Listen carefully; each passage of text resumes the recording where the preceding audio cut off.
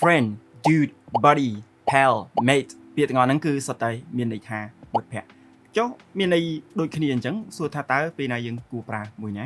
នៅក្នុងវីដេអូនេះខ្ញុំនឹងបកស្រាយជូន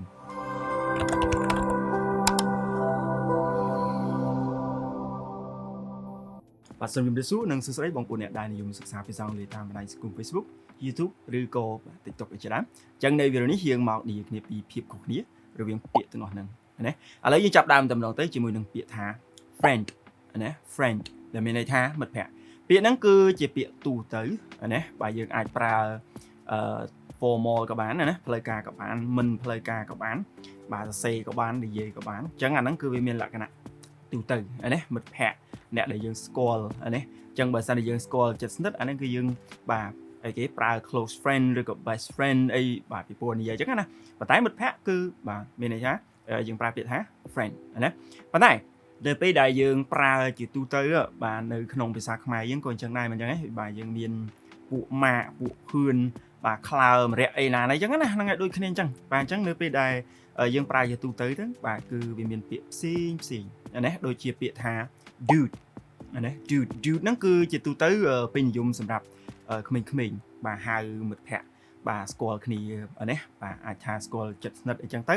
បាទគឺហៅ dude ហ្នឹងអញ្ចឹងអាហ្នឹងគឺអាចបាទនិយាយអញ្ចឹងបានណាបាទគឺប្រើពាក្យថា dude ប៉ុន្តែវាអត់សូវស្និទ្ធដូចពាក្យថា buddy ទេវាមិនជាគេថា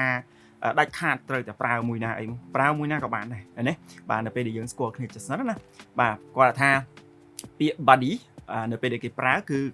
អាចថាវារៀងចិត្តស្និទ្ធហើយណាវារៀងចិត្តស្និទ្ធជាងពាក្យ dude ហើយណាមិត្តភក្តិដូចគ្នាណាហើយពាក្យមួយទៀតគឺពាក្យ mate អាហ្នឹងក៏មានន័យស្រដៀងគ្នានឹងដែរប៉ុន្តែ